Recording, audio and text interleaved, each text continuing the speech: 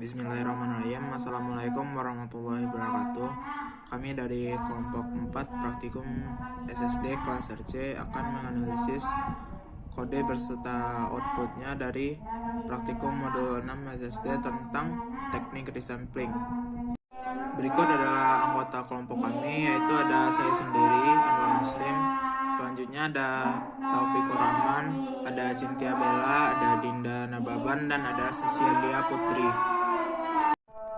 Pada kode pertama, yaitu kode untuk mengimport library yang diperlukan pada praktikum kali ini, yaitu ada library TD-Verse, ada MLR3Verse, ada MLR3 Tuning, ada Paradox, ada KKNN, dan ada ggpopr. Pada kode selanjutnya itu adalah kode untuk mengimport dataset. Terlihat di sana dataset yang digunakan yaitu diabetes.csv yang berada di folder downloads. Kemudian ada fungsi glimpse yang berguna untuk menampilkan ringkasan dari keseluruhan data. Di situ ada beberapa variabel yang ditunjukkan yaitu pregnancies, glucose, blood pressure, skin thickness, insulin, BMI, diabetes pedigree function, age, dan outcome. Pada kode selanjutnya itu adalah kode untuk menetapkan data learner yang akan digunakan untuk pemrosesan data. Data learner sendiri adalah data bagian dari dataset yang digunakan untuk melatih model. Di situ data learner dibagi menjadi dua, yaitu learner 1 dan learner 2. Pada kode selanjutnya itu adalah kode untuk melakukan resampling pada data dengan menggunakan library MLR3 dengan rasio 0,7. Kemudian ada fungsi RR aggregate MSR yang berguna untuk menghitung akurasi dari model resampling yang telah digunakan. Pada kode selanjutnya itu sama dengan kode sebelumnya, yaitu untuk melakukan resampling pada data. Namun pada kode ini data learnernya adalah data learner 2 dan terlihat akurasinya juga berbeda dari yang pertama. Pada kode selanjutnya itu adalah kode untuk membuat kumpulan model pembelajaran. Kemudian ada fungsi benchmark grid yang berguna untuk membuat grid yang berisi kombinasi dari semua model dan metode resampling yang telah ditentukan sebelumnya. Kemudian ada fungsi benchmark yang berfungsi untuk menjalankan benchmarking sesuai dengan grid yang telah Anda buat sebelumnya. Di sini data yang digunakan adalah data learner 1. Pada kode selanjutnya itu adalah kode untuk menampilkan matriks akurasi klasifikasi dari objek BMR, yang dimana objek ini adalah hasil benchmarking tadi. Kemudian kode ini akan menampilkan task ID, learner ID, dan classify dari objek ACC. Sini sama dengan fungsi sebelumnya, di mana membuat kumpulan model dengan vektor LRNS. Namun pada bagian ini datanya adalah data learner 2. Kemudian selanjutnya adalah kode untuk menampilkan matriks akurasi sama seperti kode sebelumnya, namun ini pada data learner 2. Kode selanjutnya yaitu kode untuk mengonversi objek MLR resamplings menjadi objek data tabel. Setelah dijalankan, objek DT resamplings akan menjadi objek data tabel yang berisi data dari MLR resamplings. Pada slide 13, pada baris pertama kode menjelaskan untuk membuat sampel baru dengan metode holdout. Pada baris kedua, yaitu print resampling, di mana untuk mencetak informasi tentang sampel baru. Terus buat outputnya, yang pertama ada resampling holdout, di mana menjelaskan holdout menunjukkan bahwa metode holdout telah digunakan. Iterasi 1 menunjukkan bahwa hanya satu iterasi yang dilakukan. Terus instantiated menunjukkan bahwa sampel baru belum dibuat. Terus parameters menunjukkan bahwa nilai rasio yang digunakan adalah 0,6667. Pada slide 14, pada bagian pertama, di mana itu untuk membagi data menjadi set pelatihan dan set pengujian dengan rasio 80:20. Pada kode kedua, itu untuk mengatur rasio pemisahan data untuk metode holdout menjadi 50:50. Terus pada kode ketiga, itu untuk membagi data menjadi 10 bagian untuk validasi silang. Pada slide 15, baris pertama mendefinisikan skema resampling dengan fungsi IRSMP skema cross validation digunakan dengan 4 poles. Terus baris kedua untuk melakukan resampling pada dataset tax diabetes dengan model learner 1 menggunakan skema resampling yang telah didefinisikan sebelumnya. Hasilnya disimpan dalam variabel RR. Terus untuk penjelasan outputnya yaitu menunjukkan informasi tentang proses resampling. Dan terdapat 4 iterasi di mana pada setiap iterasi model regresi logistik diterapkan pada dataset diabetes.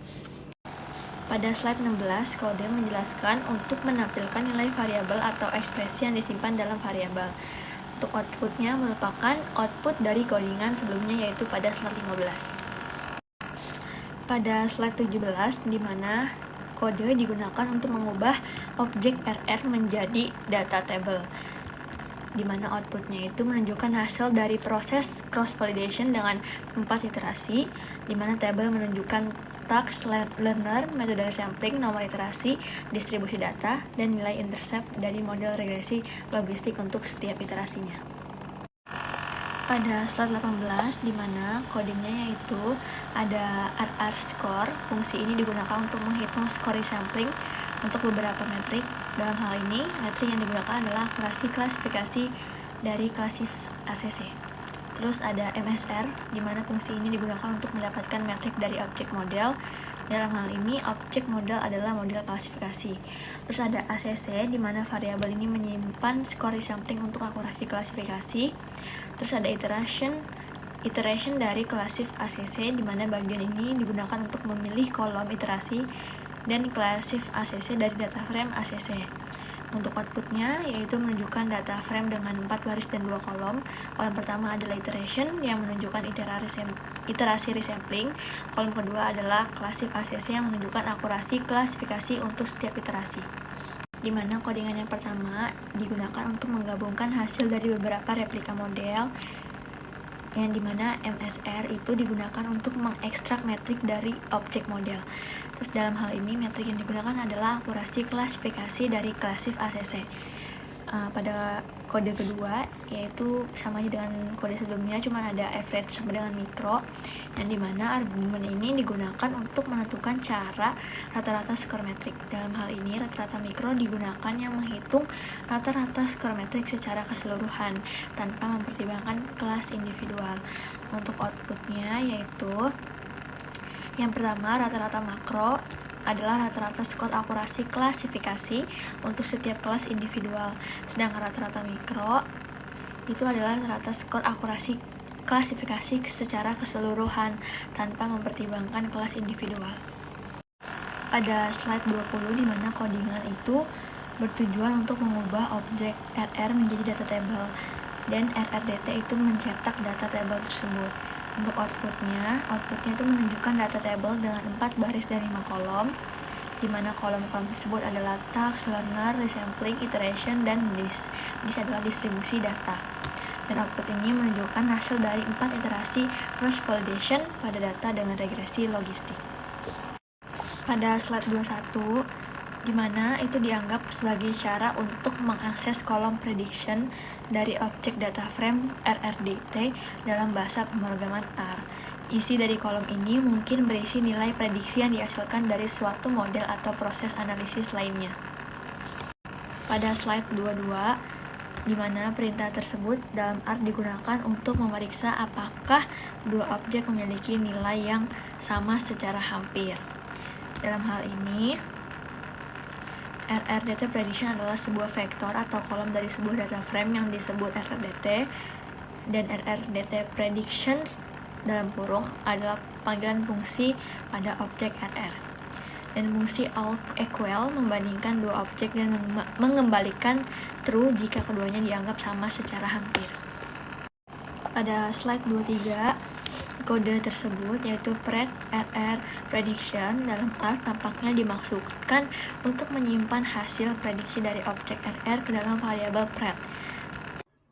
Selanjutnya masih sama dengan kode inspeksi, berikut merupakan kodenya, di mana secara keseluruhan kode tersebut bertujuan untuk menghitung dan mengembalikan nilai akurasi klasifikasi dari prediksi yang dihasilkan oleh model.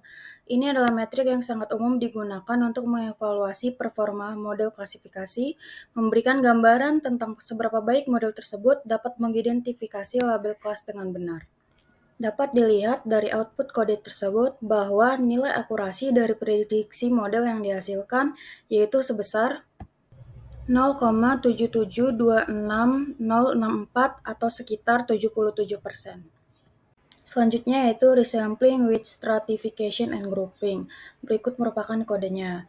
Di MLR3, kita dapat menetapkan peran khusus ke fitur yang terdapat dalam data dengan mengkonfigurasi bidang call roles yang sesuai dengan sebuah task.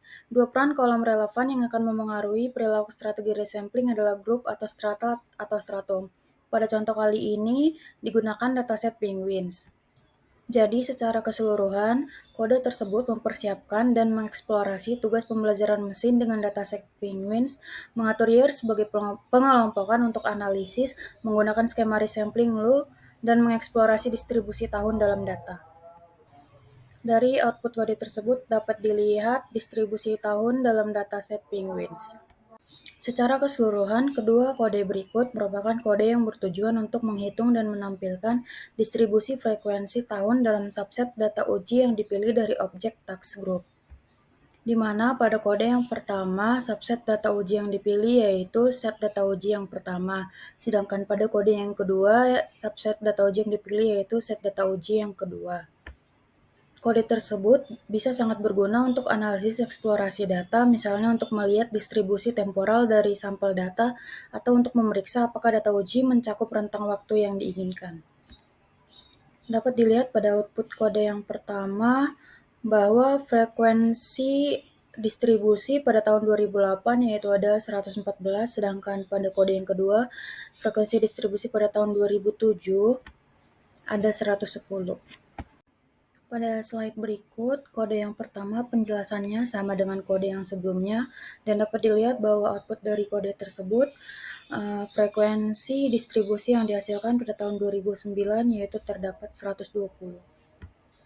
Kode selanjutnya menggunakan peran kolom lain yang tersedia di MLR3 yaitu strata, yang menerapkan pengambilan sampel bertingkat.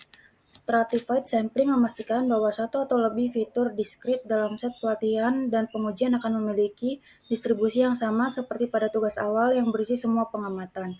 Ini sangat berguna ketika fitur diskrit sangat tidak seimbang dan kita ingin memastikan bahwa distribusi fitur tersebut serupa di setiap iterasi sampling. Stratifikasi umumnya digunakan untuk tugas klasifikasi yang tidak seimbang di mana kelas fitur target tidak seimbang. Pada kode kedua yang ada pada slide berikut merupakan contoh dari penerapan stratum pada dataset diabetes sebelum dilakukan stratum. Kode tersebut secara keseluruhan berfungsi untuk menghitung dan menampilkan proporsi kasus positif dan negatif diabetes dalam dataset yang diberikan. Pada output kode tersebut dapat dilihat bahwa orang yang menderita penyakit diabetes terdapat di 0,3484043 atau sekitar 34%, sedangkan orang yang tidak menderita penyakit diabetes terdapat 0,6515957 atau sekitar 65%. Pada kode yang pertama, kode tersebut secara keseluruhan bertujuan untuk menyiapkan sebuah skema validasi silang pada dataset diabetes dan kemudian menganalisis distribusi proporsional dari hasil atau outcome dalam salah satu set test. di mana pada kode yang pertama set test yang digunakan yaitu test set yang pertama atau ke-1. Dapat dilihat pada output kode tersebut bahwa pada tes set pertama, orang yang menderita penyakit diabetes terdapat 0,35055976 atau sekitar 35%, sedangkan orang yang tidak menderita penyakit diabetes terdapat 0,6494024 atau sekitar 64%. Sama seperti kode yang pertama, kode yang kedua secara keseluruhan bertujuan untuk mengetahui distribusi proporsi atau persentase dari hasil dari kolom outcome terkhusus pada tes set kedua dari dataset diabetes. Dapat dilihat dari output kode tersebut, yaitu pada set tes kedua, orang yang menderita penyakit diabetes terdapat pada 0,3266932 atau sekitar 32%, sedangkan orang yang tidak menderita penyakit diabetes 0,6733068 atau sekitar 67%. Sama seperti penjelasan kode sebelumnya, kode berikut menggunakan test set yaitu pada test set ketiga. Dapat dilihat pada output kode berikut, bahwa orang yang menderita penyakit diabetes terdapat 0,368 atau sekitar 36%, dan orang yang tidak menderita penyakit diabetes terdapat 0,632 atau sekitar 63%. Jika pada kode-kode sebelumnya, sebelum menggunakan stratum, pada kode berikut sudah digunakan stratum. Dapat dilihat pada output kode berikut, setelah menggunakan stratum, set tes pertama, orang yang menderita penyakit diabetes berada di sekitar 0,3492063 atau sekitar 34%, sedangkan orang yang tidak menderita penyakit diabetes berada pada 0,6507937 atau sekitar 65%. Pada set tes kedua dapat dilihat bahwa orang yang menderita penyakit diabetes terdapat 0,348 atau sekitar 34%, sedangkan orang yang tidak menderita penyakit diabetes terdapat 0,652 atau sekitar 65%. Pada set tes ketiga dapat dilihat bahwa orang yang menderita penyakit diabetes sekitar 0,348 atau 34%, sedangkan orang yang tidak menderita penyakit diabetes sekitar 0,652 atau sekitar 65%. Dapat dilihat pada tes set pertama, tes set kedua, dan tes set ketiga sudah memiliki distribusi yang sama. Pada kode yang pertama, kode tersebut secara keseluruhan menunjukkan proses umum dalam pembelajaran mesin, yaitu membagi dataset, pelatihan model, membuat prediksi pada dataset yang belum dilihat oleh model, dan akhirnya mengevaluasi performa model menggunakan confusion matrix. Output yang ditunjukkan merupakan sebuah confusion matrix untuk model klasifikasi dalam konteks machine learning, di mana matriks ini terbagi menjadi 4 bagian utama, masing-masing merepresentasikan jumlah prediksi yang jatuh ke dalam 4 kategori. Yang pertama yaitu true positive atau TP, di mana jumlah kasus di model secara akurat memprediksi positif. Dari matriks, kita bisa melihat bahwa ada 24 TP, yang berarti model yang benar mengidentifikasi 24 kasus sebagai case. Yang kedua ada false positive atau FP, di mana jumlah kasus model salah satu memprediksi positif. Model telah salah mengklasifikasikan 13 kontrol sebagai case. Ini adalah kesalahan tipe pertama, di mana model salah mendeteksi sesuatu yang sebenarnya negatif menjadi positif. Yang ketiga yaitu false negative atau FN, jumlah kasus di mana model salah memprediksi negatif. Ada 28 kasus yang sebenarnya adalah case, tetapi model memprediksinya sebagai kontrol. Ini adalah kesalahan tipe 2, di mana model gagal mendeteksi sesuatu yang sebenarnya positif. Yang keempat yaitu true negative atau TN, di mana jumlah kasus di mana model secara akurat memprediksi negatif. Model dengan benar mengidentifikasi 85 kasus sebagai kontrol. Berdasarkan informasi tersebut, kita dapat menghitung matriks evaluasi utama seperti akurasi, yaitu dengan menghitung TP ditambah TN dibagi TP tambah FP tambah FN tambah TN, di mana dalam konteks ini akurasinya sebesar 72,67%.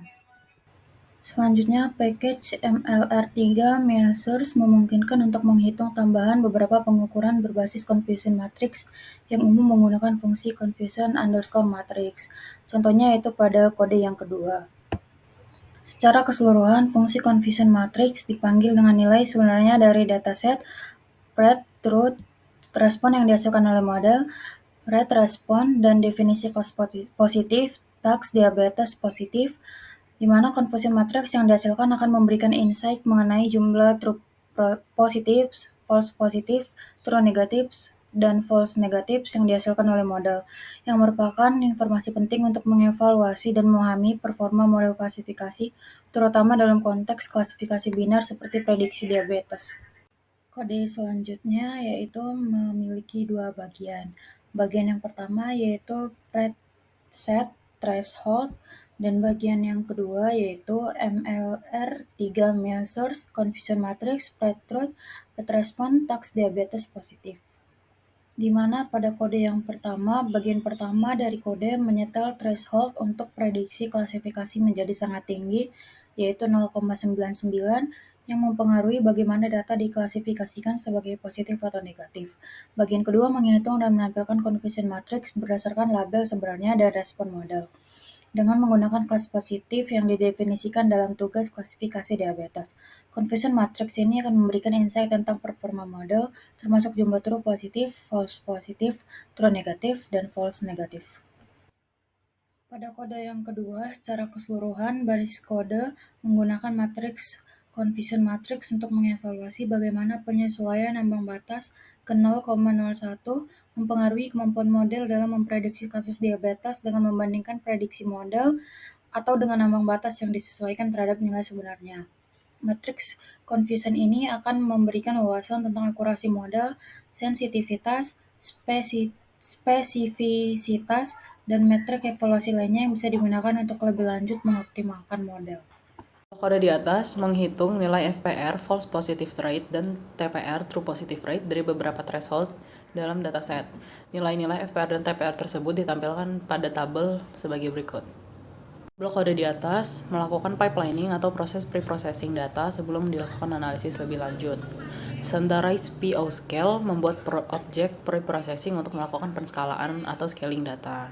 Smooth PO Smooth Dupe Size sama dengan 0 membuat objek pre-processing untuk menerapkan teknik smooth atau synthetic minority oversampling technique yang digunakan untuk menangani ketidakseimbangan kelas dalam data klasifikasi. Dupe Size sama dengan 1 menunjukkan bahwa setiap sampel minoritas akan digandakan sekali. Kemudian Standardized Train List Task Diabetes Data Glimpse menerapkan penskalaan data pada dataset diabetes. Kemudian hasilnya ditampilkan dalam bentuk struktur dataset yang cepat. Blok kode di atas melakukan perhitungan jumlah kelas outcome setelah penerapan smooth. Didapatkan hasilnya yaitu untuk case yaitu sebesar 524 dan kontrol sebesar 490. Blok kode di atas membuat pengaturan model yang menggabungkan pre-processing, smooth, dan pembelajaran regresi logistik. Graph Learner New adalah fungsi untuk membuat objek model pembelajaran yang akan membuat konfigurasi model. Standardized, Smooth, Learn, Class If, Logreg adalah urutan operasi yang diterapkan pada data. Kemudian Reclog adalah nama objek yang telah dibuat. Kemudian outputnya adalah sebagai berikut. Blok kode di atas membuat model pengaturan yang menggunakan pre-processing, smooth, dan pembelajaran LDA atau Linear Discriminant Analysis dengan metode moment. Dan didapatkan outputnya yaitu sebagai berikut. Blok kode di atas melakukan pelatihan model Reclog yang sudah dibuat sebelumnya pada dataset diabetes dan kemudian mencetak ringkasan statistik dari model regresi logistik yang terdapat di dalamnya. Didapatkan outputnya sebagai berikut. Didapatkan nilai-nilai koefisien dari setiap variabel dimulai dari intercept atau beta nolnya, kemudian dimulai dari variabel age, variabel BMI, blood pressure, hingga ke variabel skin thickness. Dengan variabel yang memiliki tanda bintang berarti variabel tersebut memiliki signifikansi terhadap respon. Blok kode di atas melakukan perapihan terhadap nilai-nilai koefisien yang sudah didapatkan dari Reclog sebelumnya. Blok kode di atas menghitung odds ratio dari koefisien regresi logistik. Odds ratio adalah ukuran efek dari variabel independen terhadap variabel dependen dalam model regresi logistiknya. Didapatkan outputnya sebagai berikut. Di atas menghasilkan ringkasan singkat dari model regresi logistik yang sudah dilakukan sebelumnya. Didapatkan outputnya sebagai berikut. Tabel tersebut terdiri atas kolom null deviance, df0, log leak, AIC, nilai BIC, deviance, df residual, dan knobs. Blok kode di atas menampilkan nilai koefisien LDA dari setiap kolom pada dataset, dimulai dari nilai LDA kolom H hingga ke kolom skin thickness. Blok kode di atas melakukan prediksi untuk model LDA. Didapatkan hasilnya sebagai berikut, yaitu adalah nilai-nilai dari variabel setiap kolom. Selanjutnya itu LDA di bagian yang ketiga, itu ada terdapat penjelasan mengenai row-nya, kolom, lalu ada LD1 dan kelasnya. Lalu terdapat kode plot LD, pipa R, count dalam kurung kelas. Nah, itu untuk plot LD, pipa R, count dalam kurung kelas itu untuk melakukan perhitungan jumlah observasi dalam setiap kategori yang terdapat dalam kolom kelas dari dataset plot LD. Lalu pipa R di sini berfungsi untuk operator piping dari paket dplyr yang digunakan untuk mengalirkan output dari satu fungsi ke fungsi lainnya. Lalu untuk outputnya itu menjelaskan itu terdapat 752 observasi yang termasuk dalam kategori cache dalam dataset tersebut. Selanjutnya yaitu metode tambahan dengan menerapkan undersampling dan oversampling. Di sini paket yang kami gunakan, maksudnya package yang kami gunakan yaitu ada DM WR2 dan Caret. Lalu selanjutnya kita import dataset, yaitu datasetnya yang diabetes.csv, lalu kita panggil menjadi data. Next, selanjutnya itu kita mengkonversi kolom target menjadi faktor. Terus itu kita menggunakan kode R-nya itu data $glucose, itu untuk memanggil data glukos. Lalu kita rubah data glukos itu menjadi as.factor dalam kurung data glukos, sehingga data glukos tersebut akan berubah menjadi vektor. Selanjutnya kita akan menampilkan distribusi kelas sebelum resampling menggunakan kode table dalam kurung data $glucose. Di sini tabel data $glucose itu untuk membuat tabel frekuensi yang menunjukkan jumlah observasi untuk setiap nilai yang muncul dalam variabel glukos dari dataset dan disimpan dalam objek data. Lalu hasil outputnya itu merupakan tabel yang menunjukkan berapa kali setiap nilai glukosa muncul dalam dataset. Selanjutnya itu bagian metode pertama yaitu random undersampling, yang dimana kita akan menggunakan kode yaitu undersample_data. Lalu undersample data itu untuk data yang kita panggil nanti, yang dimana data yang akan kita panggil itu menggunakan downsample dalam kurung data, data $glucose. Nah, downsample data dalam kurung data itu untuk fungsi yang tidak standar, yang dimana bagian dari paket atau fungsi custom yang tidak tersedia secara default di dalam lingkungan R dasar. Dan untuk output dari undersample data itu merupakan dataset baru yang telah di undersample, sehingga distribusi nilai variabel glukos di dalamnya menjadi lebih seimbang. Selanjutnya, itu kita akan menampilkan distribusi kelas setelah random undersampling menggunakan kode yaitu table dalam kurung undersample_data $glucose. Yang dimana fungsi dari table tersebut untuk menghasilkan frekuensi yang menunjukkan jumlah observasi untuk setiap nilai yang muncul dalam variabel glukos dari dataset yang telah di undersample dan disimpan dalam objek undersample_data. Lalu untuk outputnya itu hampir sama dengan table dalam kurung data $glucose yang di atas tadi, tapi dengan distribusi yang mungkin telah diubah karena proses undersampling. Lalu selanjutnya ada metode yang kedua yaitu smooth. Nah, di smooth ini yang pertama ada formula outcome, lalu ada titik. Di sini formula mengasumsikan bahwa outcome merupakan variabel respon dan titik menunjukkan kalau variabel prediktor lainnya dalam dataset. Lalu pada baris kedua itu ada ctrl_over train control. Itu